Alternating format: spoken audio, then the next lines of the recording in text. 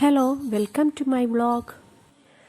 പടവലം കൊണ്ട് എങ്ങനെ ഒരു ബജ്ജി ഉണ്ടാക്കാമെന്ന് നമുക്ക് നോക്കിയാലോ.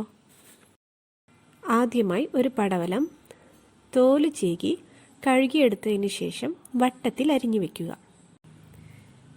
ഇനി ബജ്ജിക്ക് വേണ്ട മാവ് നമുക്ക് തയ്യാറാക്കാം.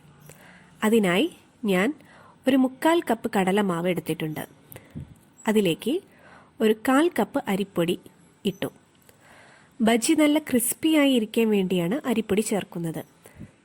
പിന്നെ 2 ടീസ്പൂൺ മുളക് പൊടി, നല്ല നിറം കിട്ടണമെങ്കിൽ ഒരു 1/2 ടീസ്പൂൺ കാശ്മീരി മുളക് പൊടിയും ചേർക്കാം. പിന്നെ 1/4 ടീസ്പൂൺ കായപ്പൊടി, 2 നുള്ളു ബേക്കിംഗ് സോഡ. ബേക്കിംഗ് സോഡ ഓപ്ഷണലാണ്.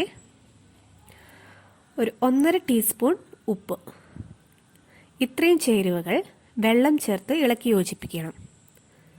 വെള്ളം കുറേശ്ശെയായി ഒഴിച്ച് ചേർക്കുന്നതായിരിക്കും നല്ലത്. എനിക്കൊരു 1/2 കപ്പ് വേണ്ടി വന്നിട്ടില്ല.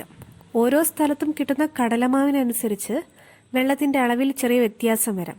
സെമി തിക്നെസ് കൺസിസ്റ്റൻസിയിൽ വേണം നമുക്ക് കിട്ടാൻ മാവ്.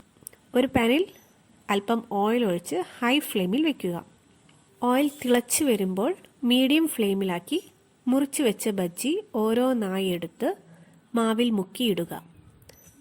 2 ഭാഗവും വെന്ത ശേഷം വറുത്തു കോരാം. നമ്മുടെ കുട്ടികളൊക്കെ സ്കൂൾ വിട്ട് വരുമ്പോൾ ഇതുപോലെ അല്പം സോസൊക്കെ വെച്ച് ഇങ്ങനെയൊന്ന് ഉണ്ടാക്കി കൊടുത്തു നോക്കൂ.